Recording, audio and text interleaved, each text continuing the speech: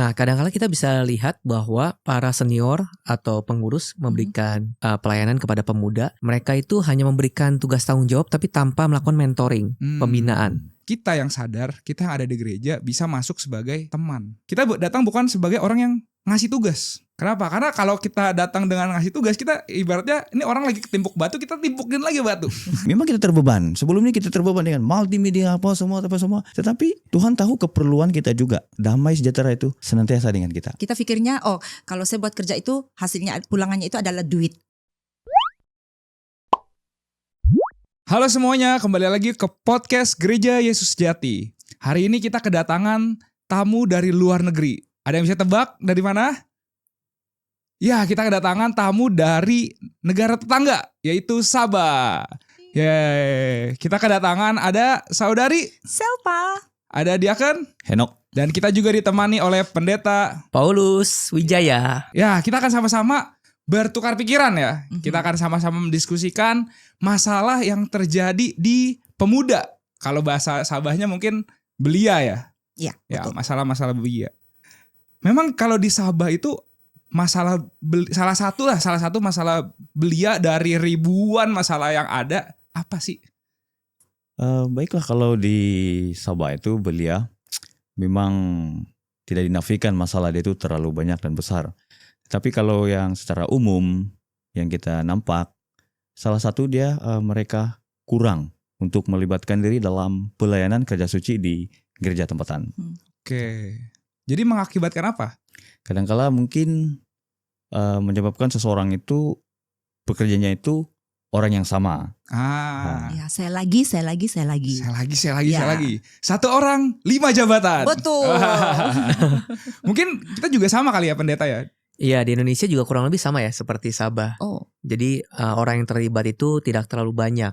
Sehingga kalau misalnya orang yang sama bisa jadi letih. Kalau dalam Sabah itu letih ya. Ya. Kita itu lelah gitu, terlalu overload gitu. Ya. Mereka Atau terlalu banyak. burnout kayak. Ya, burnout jadi ya. Mungkin ada yang pernah mengalaminya?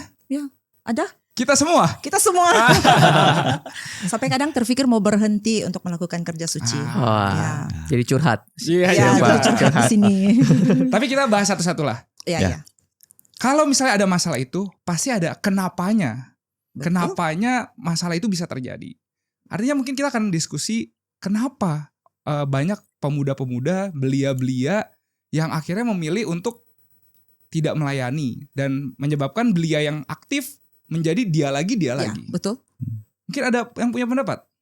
Baiklah, mungkin sepanjang pengalaman lah kan, dalam community pelayanan belia ini, memang belia itu mereka melakukan pelayanan. Tapi ada satu masa mereka berhenti dan mungkin rekan yang lain pun tidak termotivasi lalu mengundurkan diri disebabkan oleh terkena burnout itu. Salah satu dia mungkin disebabkan mereka itu kurang pengalaman ataupun pendedahan awal tentang mahu melaksanakan kerja-kerja suci yang diaturkan oleh gereja tempatan. Contohnya mungkin memimpin kebaktian. Sebab bukan mudah. Karena kalau seseorang itu tidak dididik dari awal, mungkin dalam pendidikan agama, tiba-tiba di satu masa, sepatutnya umurnya ini sudah cukup matang. Ya. Oke, kamu bertugas ini. Tetapi dia tidak ada satu pengalaman ataupun pendedahan awal tentang mahu melakukan kerja suci itu, menyebabkan dirinya itu, saya kurang pengalaman. Oleh sebab itulah, dia dapat melihat mungkin rekan sekerjanya itu, orang ini boleh. Saya harap dia saja. Pimpin kidung dia saja. Main piano dia saja, iring music. Gitulah. Karena ada satu orang yang melihat ada orang lain yang lebih oke, lebih bagus ya. Iya, Jadinya begitu. yaudah yang lebih bagus aja. Ya, dia lagi. Dia lagi. Ya. Panggil dia saja gitu. Karena tadi juga nggak ada pembelajaran dulu buat Ya, pendedahan awal. Ya. Mungkin Betul. ada dari Kak Selva. Mungkin juga karena itu senior di gereja gitu mengharapkan dia karena dia yang pakar dalam bidang ini, jadi dia lagi gitu sehingga kerjanya itu bertumpuk dan dia terasa burnout gitu. Kayak di Indonesia juga Tertekan. sama. Mungkin pendeta punya pandangan dari sudut pandang senior gitu ya. Gimana nih pengurus atau penguasa gereja kadang melibatkan pemuda di dalam pelayanan di gereja? Apakah dia melihat pasti yang ini kalau dikasih pelayanan bagus gitu. Jadi dia aja deh lagi gitu. Atau mungkin ada pengalaman lain. Nah, kadang-kala kita bisa lihat bahwa para senior atau pengurus memberikan pelayanan kepada pemuda. Mereka itu hanya memberikan tugas tanggung jawab tapi tanpa melakukan mentoring, pembinaan. Ya. Lalu ketika pemuda itu melakukan pelayanan dan bagus, dia berikan lagi. Ya, dia percayakan lagi. Tanpa dia bimbing, tanpa dia akhirnya memberitahukan gitu ya, membantu dia juga sehingga pemuda merasa ada yang membantu saya. Ada yang mengetahui kondisi bagaimana saya melayani gitu ya, kesulitan dan lain-lain. Nah, karena banyak dari senior itu hanya memberikan tanpa dia mentoring, tanpa dia bimbing gitu ya. Akhirnya pemuda itu merasa bahwa kamu hanya memberikan saya pekerjaan saja. Tapi saya akhirnya menjadi burn out. Saya menjadi lelah, letih. Ya, saya jadi susah untuk punya waktu untuk diri saya. Gitu. Ya, me time gitu ya. Diri sendiri. Nah, itu masalah biasanya kadang-kadang seperti itu. Karena mungkin senior pun tidak banyak masa, tidak banyak waktu sehingga tidak bisa membimbing. Hanya memberikan ada tugas tanggung jawab. Kamu bisa bantu tidak? Oke, kamu bantu. Bagus, sudah selesai. Tolong bantu lagi yang lain. Seperti itu mungkin ya. Iya. Itu salah satu juga. Apakah di Sabah juga sama? Sama Lah. Ya kalau di tempat contoh lah, tempat kerja tempatan yang saya jaga, memang masalah itu ada seperti itu. Tetapi seperti yang dikatakan oleh Pendeta Paulus tadi, ada monitoring, ada yang mentor dia. Secara pribadi, tahun ini, penggal ini, apabila pemilihan jemaat mencalonkan bahwa saya jadi pengurus. Ya. Tapi sebelum jadi pengurus tuh, sebenarnya tahun-tahun sebelum itu, penguasa pada masa itu memberi satu teladan ataupun sekarang mungkin pada penggal depan kamu akan menjadi penguasa gereja. Kami akan ajar. Jadi salah satu proses dia begitu. Namun hal itu boleh menjadi seseorang itu tidak mau melakukan kerja itu. Belia lain itu, rupanya ada orang harapan di situ. EJG gereja itu mengharap dia. Kami tidak dilihat. Nah, maksud dia, seseorang kerja ini dia saja yang buat, dia saja sebab dia menjadi orang harapan. Sebab dari dulu, dari kecil ataupun dari umur remaja sampailah bila dia saja melakukan kerja itu. Jadi penguasa ataupun pengurus gereja pada masa itu melihat, ini boleh. Ya, tapi sebenarnya itu adalah mungkin pandangan seseorang itu. Ya. Oleh sebab itulah ya beliau itu rasa biarlah dia saja buat. Ya. Berlaku di sana. Ya, berarti pengerja itu tidak mempercayakan yang lain. Ya, salah satu dia mungkin. Ya. Konsep dia begitu. Bisa juga sih, ada juga seperti itu. Baik faktor sih sebenarnya. Betul. Mungkin berarti pengurus atau pengerja di gereja itu tidak memikirkan regenerasi. Contoh, misalnya dia pimpin pujian. Bagus. Sampai besar dia pimpin pujian gitu. Tapi akhirnya dia terus di setiap acara besar misalnya. Dan akhirnya ketika nanti kita kehabisan tenaga, nggak ada lagi yang maju. Ya, tidak pelapis gitu. Tidak ada pelapis. Iya. Karena tidak mau mempercayakan orang lain. Ya, dan satu lagi juga mungkin pelatihan itu penting kali ya. Betul. Nah, kadang-kala pelatihan itu nggak banyak. Ya, pelatihan pemimpin pujian, pelatihan pembawa khotbah, Bin kebaktian. Pelatihan lagi pianis, main piano dan lain-lain. Sehingga ketika tidak ada pelatihan atau pelatihan itu tidak setiap tahun rutin diadakan, malah tidak muncul bibit-bibit baru. Betul. Itu jadi masalah juga. Tapi kadang-kala gereja sudah cukup bagi pelatihan. Ya, sudah tiba masa mereka melakukan hal itu. Tetapi dari segi peringkat umur, kemungkinan apabila mereka itu sudah melangkah matang, mereka mau mendirikan kerjaya, mencari keuangan yang kukuh, mula mendirikan rumah tangga. Jadi hal itu menjadi satu keutamaan, prioritas mereka untuk melakukan kerja-kerja itu untuk kesinambungan hidup mereka. Sehingga kan hal-hal di gereja itu mereka sudah ataupun terlepas pandang disebabkan hal-hal untuk membangun kehidupan sosioekonomi pribadi keluarga itu. Ya. Sebab itulah mereka itu kurang melibatkan pelayanan. Tidak apa, ada si Anu, ada si dia yang bantu hal ini. Dia campin juga itu. Ya. Atau mungkin juga karena mereka terpikir itu ya kalau saya buat kerja suci itu saya tidak me time. Saya tidak masa saya untuk diri sendiri. Jadi ya biar sejak dia yang buat begitu. Ya. Ada juga yang mungkin berpikir bahwa tunggu saya sukses, tunggu saya berhasil, baru Tunggu saya berhasil. akan ambil bagian dalam pelayanan lebih dalam. Betul. Ada yang seperti itu juga. Ya, jadi sebenarnya ada banyak faktor ya kenapa pemuda akhirnya memilih untuk menolak pelayanan. Betul. Iya. Apalagi zaman sekarang, zaman modern, banyak orang mengejar kesuksesan, keberhasilan, sehingga Betul. kayaknya mereka butuh waktu lebih banyak untuk bisa mencari uang, mencari Betul. posisi. Iya.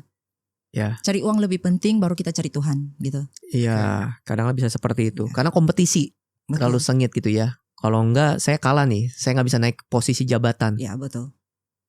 Sehingga waktu buat pelayanan juga susah lagi. Tapi apakah permasalahan itu hanya terjadi di kondisi modern?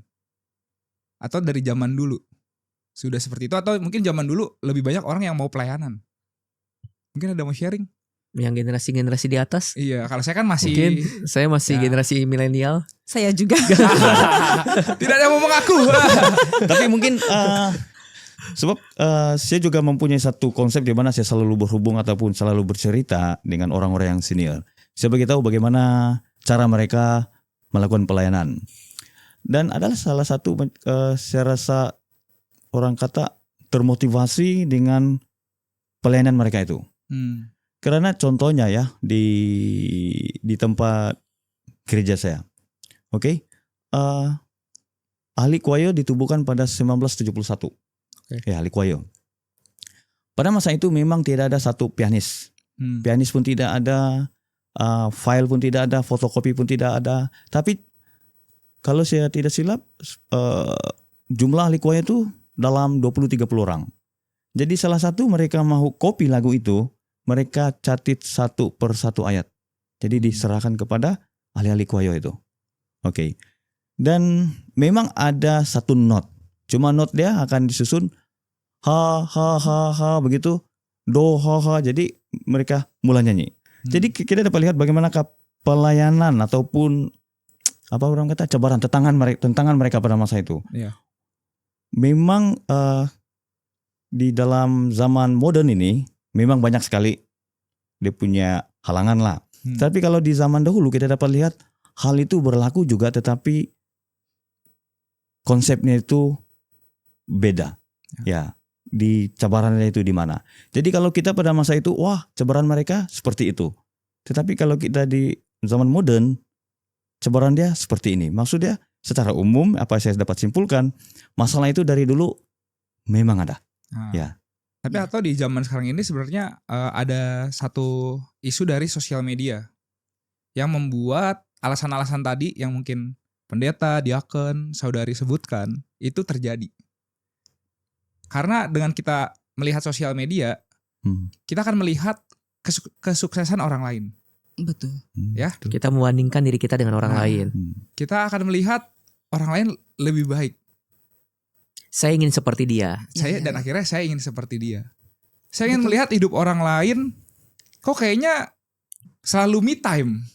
Betul. Healing. Ada masa healing, jalan-jalan gitu. Saya masanya tidak gitu. Masanya ke gereja, kerja, balik rumah gereja begitu. Ini curhatan hati Silva. Ya, curahan hati. Iya. Mungkin nanti bisa bikin segmen sendiri, curahan hati. Nah, tapi ya itu menjadi salah satu pengaruh juga kenapa hal itu sebenarnya bisa terjadi. Jadi, ya. Apalagi di kalangan anak muda yang handphone itu tidak bisa lepas. Iya. Ya, terpengaruh dalam hal Zaman itu. dulu juga kalau kita lihat hiburan juga nggak terlalu banyak sebenarnya. Sehingga waktu buat keluarga lebih banyak. Waktu di gereja pun juga mereka bisa luangkan ya. Tetapi zaman sekarang mungkin mereka hiburan terlalu banyak. Ya, kerja terlalu sibuk bahkan sampai larut malam. Betul. Sehingga sangat sulit bagi mereka untuk bisa mungkin menyisihkan waktu untuk ambil bagian dalam pelayanan. Betul juga, saya setuju juga kadang terlalu sibuk itu. Contohnya mungkin seseorang belia itu dipercayakan dalam satu company. Oke. Dia bekerja. Oke. Company itu mengejar suatu matlamat. Oh, harus siapkan hari ini. Tapi benda itu tidak siap dalam satu tempo masa pejabat, office hour. Jadi sepatutnya mungkin pada hari itu dia ada tugas untuk melakukan pelayanan di gereja, tapi kemungkinan bos bagi tahu, tidak apa, saya bagi kamu overtime, saya bayar kamu triple pay. Mungkin menyebabkan beliau itu, oke bah, tidak apa, hari ini saja harus buat. Tapi minggu depan begitu, dan terus makin lama dia terbiasa. Ya. Itu Lama-kelamaan dia terus meninggalkan pelayanan itu. Iya. Dan lebih parah lagi mungkin hari Sabat juga kerja. Ya, Iya. begitu. Betul. Hari Sabat kerja 1 hari lagi. Iya. Ataupun karena mungkin saya tidak tahu bagaimana langkah pertama untuk lakukan kerja suci itu. Apa yang ingin saya lakukan atau begitu? Iya. Bisa juga. Masih Bisa. terkecelaruan gitu. Betul juga. Tapi kalau menurut saya yang paling penting itu adalah kesadaran gitu ya. Kenapa kita mengerjakan kerja suci atau Betul. ambil bagian dalam pelayanan. Kalau nggak sadar, nggak memahami tujuannya, Betul. ya pasti mereka bilang saya akan memprioritaskan kerja yang lain. Saya akan memprioritaskan healing saya. Betul. Ya, saya akan mungkin jalan-jalan dan lain-lain gitu. Nah, dia harus tahu bahwa ini sebenarnya pelayanan ini apa sih, seberapa penting gitu. Seberapa penting pelayanan. Kenapa saya harus ambil pelayanan itu? Betul. Nah, kayaknya pemahaman itu yang akhirnya belum sampai gitu ya kepada belia-belia kita pemuda. Sehingga mereka tidak bisa membagi waktu bahwa ini penting, harus diambil. Sehingga mereka fokus sama karir mereka, masa depan mereka, ya kesuksesan di mata dunia gitu. Atau mungkin karena upah ya, maksudnya gaji atau timbal balik yang mereka dapatkan itu tidak langsung, tidak terlihat. Iya. Betul. Sedangkan kalau misalnya tadi kerja lembur, gajinya terlihat, dan mereka butuhkan. Apalagi di zaman sekarang terjadi inflasi, terus harga-harga barang naik. Betul. Nah, mereka akan berpikir kayak, ya saya punya kebutuhan yang harus saya penuhi. Betul. Ya, saya punya keinginan yang harus saya penuhi gitu. Kerja suci nggak langsung dapat apapun iya, gitu ya. Betul. Ya, tenaga digunakan tapi langsung tidak dapat apa-apa gitu. Paling dikatakan upahmu besar di surga. Ya, itu saja. Tapi itu saja. Bila mau dapat upahnya itu kan tidak tahu gitu. Betul. Ataupun mungkin karena saya tidak kawan untuk buat kerja suci ini. Ataupun terikut kawan. Dia tidak buat dan saya pun tidak buat. Begitu. Itu sebenarnya tantangan yang mungkin Indonesia dan Sabah hadapi. Ya. Walaupun kalau kita lihat sebenarnya kan Tuhan juga bisa langsung memberkati kita ketika kita melakukan pekerjaan suci ini ya, Gak? Entah itu kesehatan, entah itu kelancaran, entah itu bagaimana kita diberikan solusi dalam menghadapi tantangan kehidupan, masalah gitu ya. Sebenarnya tapi kadang-kadang emang kita nggak melihat itu. Ya, kita pikirnya kalau saya buat kerja itu hasilnya pulangannya itu adalah duit. Iya. Gitu. Mungkin kadang-kadang belia ini dia mempunyai mungkin konsep yang kurang paham lah tentang pelayanan ini. Kononnya apabila kita buat kerja pelayanan di gereja tidak ada healing katanya, tidak ada suatu me time. Tapi masalah jadi terbeban. Ya terbeban. Tapi sebenarnya kalau kita setia lakukan hal itu, sebenarnya konsep healing itu memang Tuhan sudah sediakan. Damai sejahtera itu. Ya. Apabila kita buat suatu kerja itu dengan setia, saya percaya Tuhan akan memberkati kita bahwa setiap kerja suci itu sebenarnya juga diiringi damai sejahtera Tuhan. Tuhan memberikan kita waktu healing. Iya. Contohnya sekarang.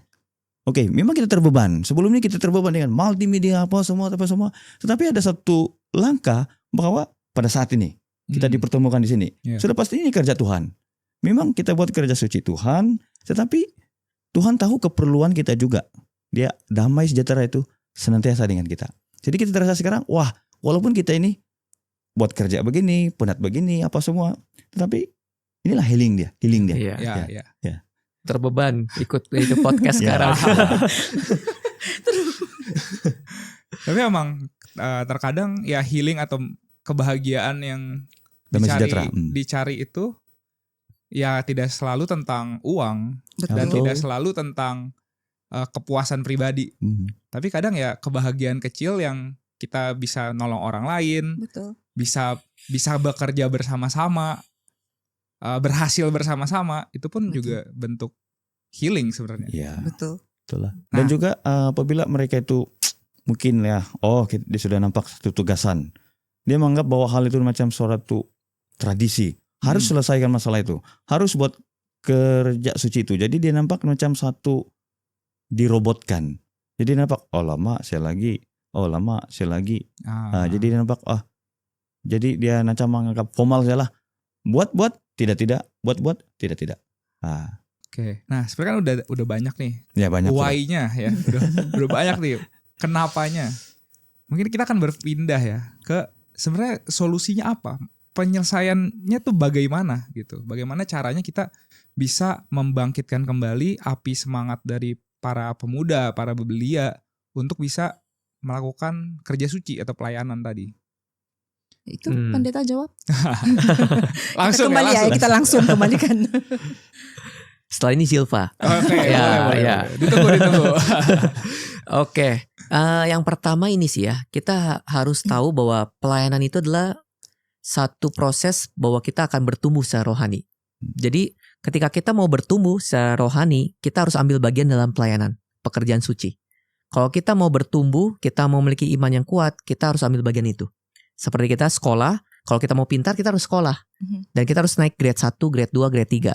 Ya gak? Baru kita akan jadi orang yang punya pengetahuan dan kita bisa bekerja mandiri. Sama dengan pelayanan. Kalau kita mau bertumbuh iman kita mau berkenan di hadapan Tuhan gitu ya. Kita memiliki iman yang teruji, kita harus ambil bagian dalam pelayanan. Karena pelayanan itu adalah sebuah proses pertumbuhan iman, bukan pilihan sebenarnya. Kayak kita sekolah bukan pilihan, saya gak mau sekolah. Capek, lelah, letih, harus bangun pagi, harus belajar, harus ikuti ujian, ulangan, dan lain-lain. Padahal sekolah itu kan sebuah proses supaya kita jadi mandiri, bertumbuh, menjadi manusia yang seutuhnya, bisa bekerja dan lain-lain. Itu yang saya lihat kayaknya belia belum lihat itu. Jadi pelayanan itu adalah sebuah beban, sebuah tanggung jawab. Memang pelayanan adalah tanggung jawab, ya. Tapi pelayanan itu adalah sebuah proses supaya saya juga bertumbuh. Saya butuh pelayanan. Ada jemaat, dia berkata kepada saya butuh pelayanan supaya saya bisa dekat sama Tuhan, supaya iman saya bagus di hadapan Tuhan, supaya saya teruji, ya, memiliki kesabaran dan lain-lain. Nah ini masalahnya. Udah sampai pemahaman itu gak?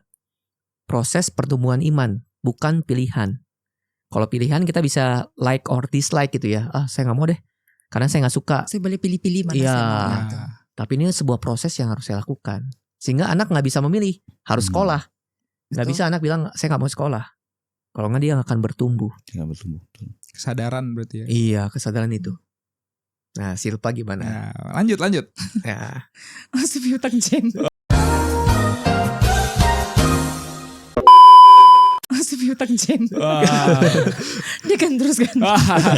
Baiklah, apabila kita sudah nampak hal itulah, masalah itu kan. Baik dari segi sebagai seorang diaken lah. Oke, apabila kita sudah di gereja itu, kita sudah nampak bagaimana pemuda dan belia kita keadaannya seperti itu sudah menjadi satu tugas di atas mimbar seorang pengkhotbah, diaken atau penatua, pendeta untuk berbagi ataupun menceritakan, menegur hal itu dari segi kebenaran. Supaya seperti yang dikatakan pendeta Paulus, supaya mereka itu lebih paham, pemahaman tingkat kerohanian itu. Harus, ya.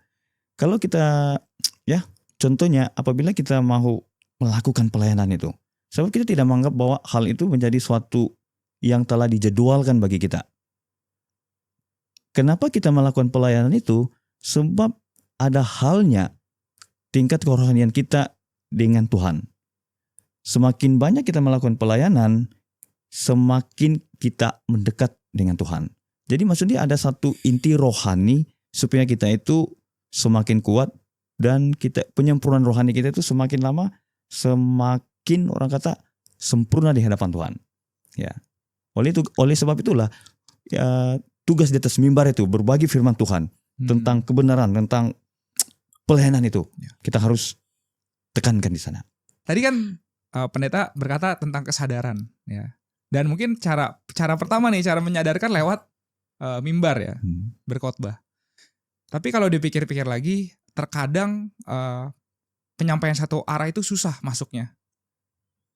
Kalau aku punya pengalaman, mungkin kita akan gunakan namanya komunitas. Community. Ya. Kenapa? Karena dengan kita membuat satu hobi yang sama untuk melayani Tuhan. Contohnya, saya sama-sama suka nyanyi.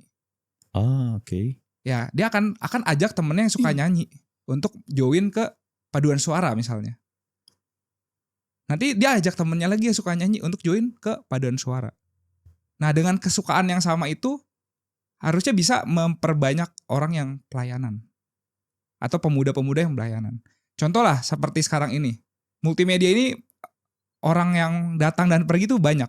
Oh, betul, singgah dan pergi, betul. Ya, datang dan pergi banyak. Tapi bagaimana ternyata dengan adanya pelayanan baru ini yang mungkin dulu belum ada, akhirnya mendatangkan kembali orang-orang yang lama nggak ke gereja. Sehingga dia karena saya emang hobi di sini, saya maulah melayani di sini. Terkadang itu bisa jadi satu cara ya untuk kembalikan mereka yang tadinya tidak mau pelayanan. Itu pengaruh rekan sebaya. Iya, gitu. karena kadang merasa, aduh saya Betul. pelayanan sendiri. Betul. Saya nggak punya teman. Saya ngerjain semuanya sendiri. Betul. Tidak ada yang mensupport. Gitu. Betul. Komunitas di bidang tertentu yang mereka sukai harusnya akan membangun gitu. Mungkin ada pendapat lain? Kalau Cara lagi kita untuk menarik minat mereka dalam melakukan pelayanan itu, sepertinya EJG gereja itu sudah menetapkan setiap mensorat, ini kita buat, ini kita buat, ini kita buat. Sehingga kan mungkin EJG Belia itu ada mensorat, rapat, menyelesaikan hal-hal seperti itu. Dan mungkin kalau dari segi pengalaman ya, kenapa walaupun gereja itu telah lakukan hal yang terbaik, buat ini, tetapi Belia itu tidak juga turut, dan kita dapat melihat ataupun membaca banyak sekali saksian di bawah apabila ya Belia itu sebenarnya berpotensi, tetapi dia hatinya itu tawar, dan sudah ada satu masa kerja Tuhan ataupun tangan Tuhan itu hadir dalam hidupnya. Ya. Mungkin dari segi kesaksian dia rasa, pada kali ini dia terlalu banyak melibatkan kerjanya dia di luar, tetapi tiba-tiba dia jatuh sakit. Jatuh sakit. Jadi apabila jatuh sakit, mungkin ada satu masa Tuhan sembuhkannya. Jadi dia dapat merasakan kasih karunia Tuhan itu. Baru dia patah balik bahwa Tuhan memang mau saya meneruskan kerja pelayanan ini. Jadi kita dapat lihat ya, memang apa yang penting di sana, kita yang sadar tentang hal ini berusaha untuk menyelesaikannya. Tetapi ada satu tahap mungkin kita tidak dapat. Saya percaya Tuhan tidak akan menggagalkan. Tuhan tidak akan membiarkan bahwa gereja itu tidak ada belia. Mesti Tuhan akan campur tangan juga supaya tubuh Kristus itu membangun. Ya. Berarti ada peran Tuhan di situ. Ya. Maksudnya ya pasti ada peran Tuhan. Ya. Ini kita harus kenalin juga ya. Dua ini kan adalah ketua Belia Zone. Ya. Zone pedalaman Pantai Barat. Pantai Barat ini pedalaman. Pedalamannya. Wah, ini ketua Belia nih. Wah, wilayah. Kalau kita wilayah Jawa Barat, mungkin wilayah Jabodetabek nih misalnya. Seperti ini nih. Konsepnya seperti itulah kan ya. Nah, kalau saya lihat gini sih ya. Sebenarnya setiap Belia ini ya, pemuda itu sebenarnya hatinya itu ada kekosongan, ya guys sih. Ya. Kalau waktu kita mungkin senior high school, SMA gitu ya, kita masih cari jati diri. Ya, cari jati diri. Terus ketika kita udah menjadi pemuda, sebenarnya dalam hati itu ada kekosongan. Sehingga untuk bisa mengisi kekosongannya, mereka setelah lepas kerja, mereka akan bermedia sosial. Ya, me time. Ya, untuk bisa mengisi kekosongan dalam hati dia gitu. Nah, bagaimana mengisi kekosongan dalam hatinya ini bisa kita isi bahwa pelayanan itu adalah sebuah tujuan bahwa kita menjadi manusia yang berhasil sebenarnya. Nah, karena manusia tuh pada dasarnya pengen jadi orang yang berguna gitu. Dia pengen jadi orang berguna, tapi dia nggak tahu bagaimana caranya jadi orang yang berguna. Saya udah kerja kok, ya kerja udah seperti ini. Saya apakah saya kerja untuk bisa mengembangkan perusahaan saya? Oke, saya hanya bisa kerja untuk mengembangkan perusahaan dan juga untuk saya sendiri gitu ya. Tapi dia ada sesuatu yang ingin melakukan perkara yang lebih besar lagi, berguna lagi gitu. Nah, hati yang kosong ini harus kita isi dengan visi Tuhan gitu, tujuan Tuhan. Di mata Tuhan, orang yang berhasil adalah orang yang berguna buat Tuhan dan juga sesama. Benar gak? Makanya banyak orang yang udah berhasil, dia mungkin punya baik segala-galanya, sampai akhirnya dia sampai puncak keberhasilannya itu, dia pikir apalagi gitu, masih kosong. Nah, dia harus isi dengan bagaimana saya berguna, berdampak bagi masyarakat, bagi lingkungan, bagi banyak orang. Nah, jadi kita perlu memberitahukan kepada para pemuda bahwa sebenarnya tujuan hidup yang berhasil itu seperti apa sih? Gitu. Bagaimana mengisi kekosongan dalam hati dia, sehingga dia merasa diri dia tuh berguna dan berdampak gitu. Nah ini yang harus tujuan Tuhan tuh masuk dalam hati dia gitu. Selain dari kesadaran bahwa pelayanan itu adalah pertumbuhan rohani saya, tapi pelayanan ini adalah Tuntutan. satu tujuan gitu ya, untuk saya bisa berguna bagi Tuhan dan juga sesama. Saya menggenapi rencana Tuhan. Wah itu sudah. ya. Selain Makanya, daripada kesadaran diri sendiri, pengaruh rekan sebaya itu juga penting untuk membawa bersama-sama dalam pelayanan. ya tadi yang komunitas. Ya, tadi yang Tadi komunitas, ya. Komunitas. Tapi dia harus tahu bahwa ini sebenarnya ada tujuan yang mulia gitu ya. Itu berguna berdampak loh bagi orang lain loh. Ya kadang-kadang kita pengen lakukan ini, apa sih dampaknya, manfaatnya apa? Ya, oh ini manfaatnya ternyata besar sekali gitu ya. Ya ngapain kita podcast pada hari ini? Ya ini kan Apa kita dampaknya mungkin buat belia ya bisa sadar gitu ya akan pelayanan itu. Walaupun kita letih lesu ya. Ya gak, dia kan Hendok udah ngantuk nih. Ya gak, Silpa juga udah mulai nervous. Tapi kalau kita tengok kan sebenarnya kesadaran itu kan itu juga ya kalau dari segi kebenaran itu memang sudah tuntutan amanat daripada Tuhan. Supaya apa? Kita apa? Mengembalakan domba-domba Tuhan. Dan juga apa? Menginjil semuanya itu. Jadi hal pelayanan itu adalah satu amanat daripada Tuhan. Harus kita kerjakan. Nah, sebenarnya kita ini telah ditebus oleh Tuhan. Jadi dengan hal itu kita mau menyempurnakan kerja Tuhan ataupun kita membalas. Tapi sebenarnya kita tidak dapat pun membalas kasih karunia Tuhan itu.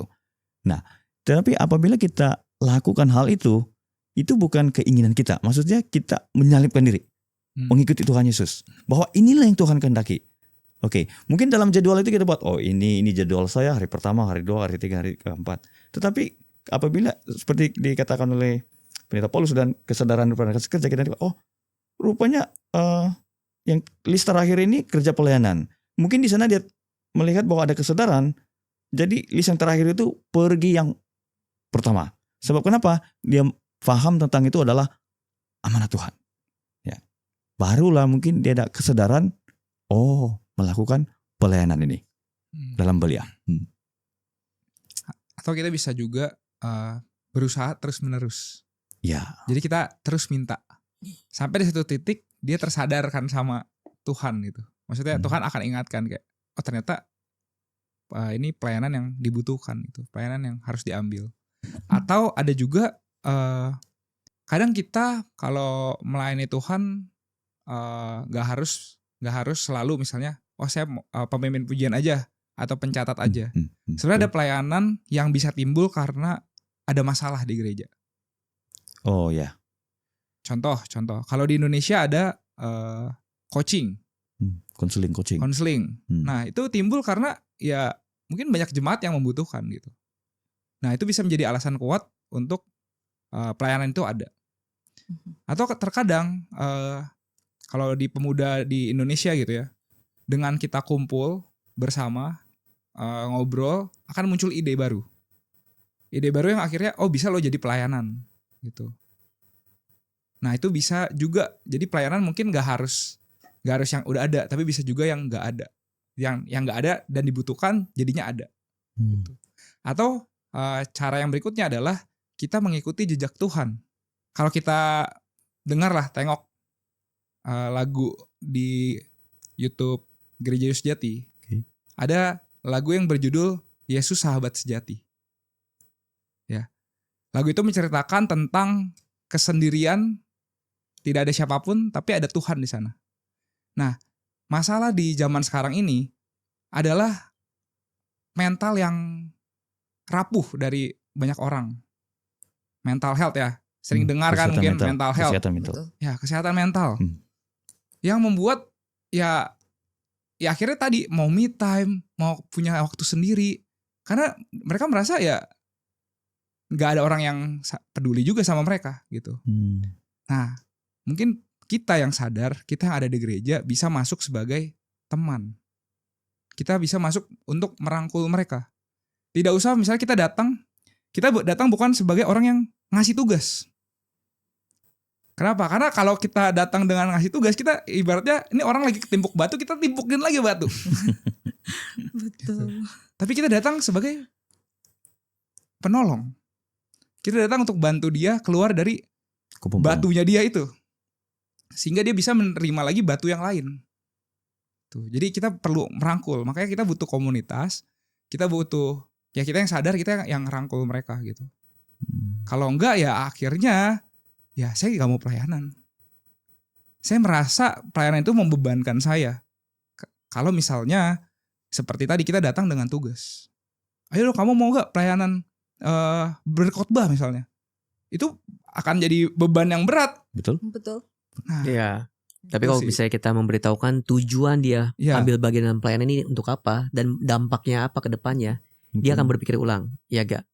Dan Iya, juga ada ketika dia, kesadaran. ketika dia juga ambil bagian dalam pelayanan ini, dampak juga bagi diri dia, ya selain dampak bagi orang lain, bagi diri dia juga mungkin akan berpikir ulang, wah kalau saya ambil pelayanan ini berdampak bagus buat saya dan juga buat orang lain, saya akan ambil itu, ya gak?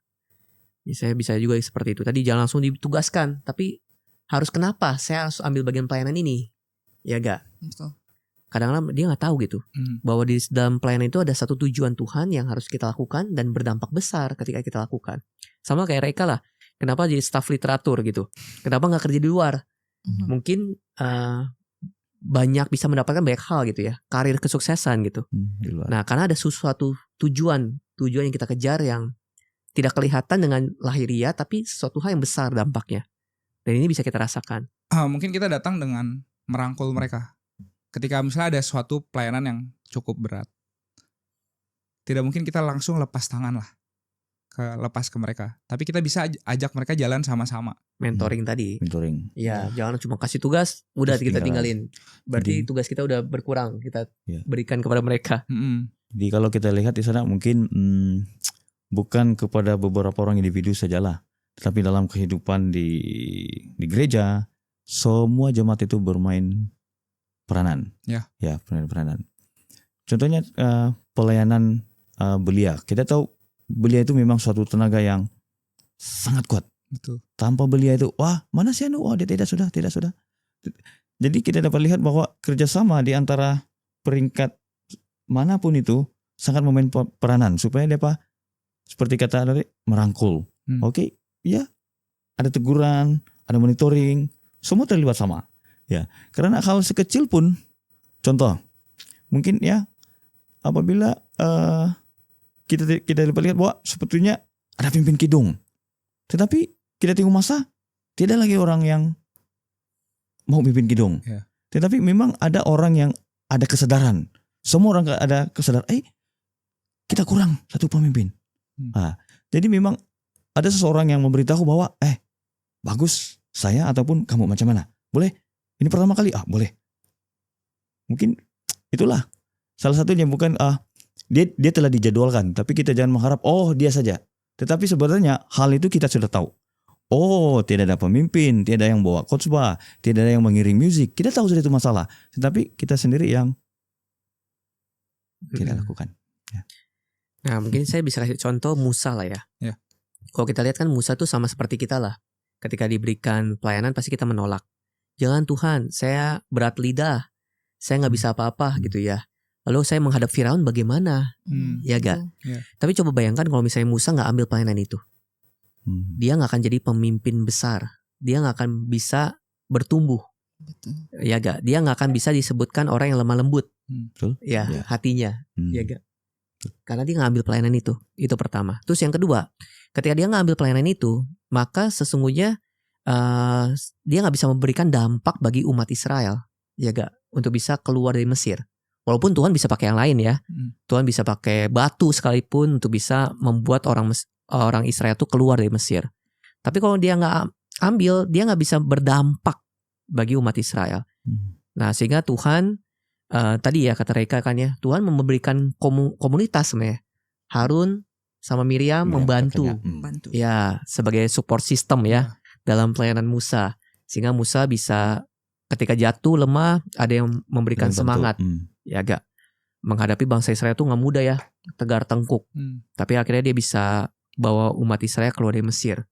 Ya gak, dan dia tercatat sebagai pemimpin yang tidak akan pernah ada sebelum dan sesudah Musa. Itu sih, jadi mau gak berani ambil dulu. Dan kita tahu bahwa ini ketika saya ambil pelayanan ini bisa memberikan dampak yang besar buat gereja, buat saya gitu ya.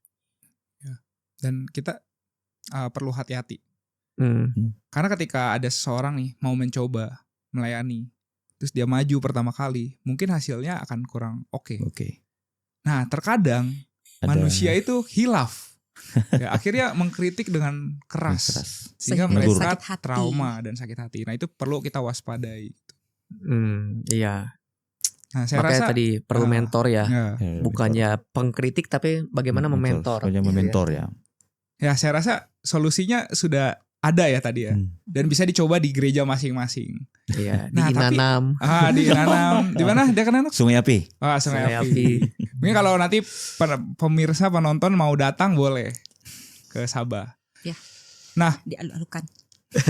Ya, nah kalau tadi kan kita membahas tentang bagaimana pelayanan pemuda yang tidak mau mengambil bagian. Tapi akan ada pertanyaan yang menarik. Ketika sebenarnya orang-orang sudah melayani, pemuda sudah melayani sepenuh hati, tapi namun ada kritikan yang keras buat mereka. Nah, itu akan ada di podcast selanjutnya. Wah. Sebelum mengakhiri, saya punya sesuatu. Tada! Jadi penutup dari podcast ini, masing-masing akan memberikan kata-kata hari ini. Kata-kata hari ini. Jadi bisa lihat kamera. Nah, mungkin kalau pendeta bisa lihat ke sana. Kata-kata hari ini dari pendeta Paulus. Kata-kata hari ini saya mungkin kutip ayat aja deh. Boleh. Kutip ayat. 1 Timotius pasal 4. 1 Timotius pasal 4 ayat 15 sampai 16. Perhatikanlah semuanya itu, hiduplah di dalamnya supaya kemajuanmu nyata kepada semua orang. Awasilah dirimu sendiri dan awasilah ajaranmu. Bertekunlah dalam semuanya itu, karena dengan berbuat demikian, engkau akan menyelamatkan dirimu dan semua orang yang mendengarkan engkau.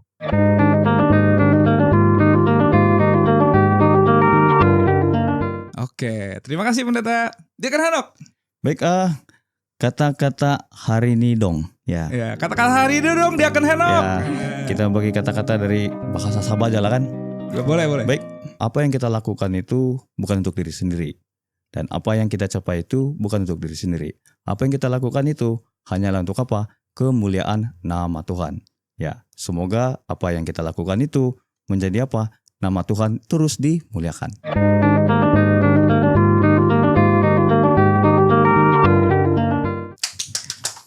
Oke. Satu lagi. Boleh lihat kamera yang ini ya? Ini. Oke. Ini. Kata-kata hari ini dong, Kak Selva. Kata-kata hari ini, jadikan pelayanan itu bukan satu beban, tapi enjoylah melakukan pelayanan dalam Tuhan.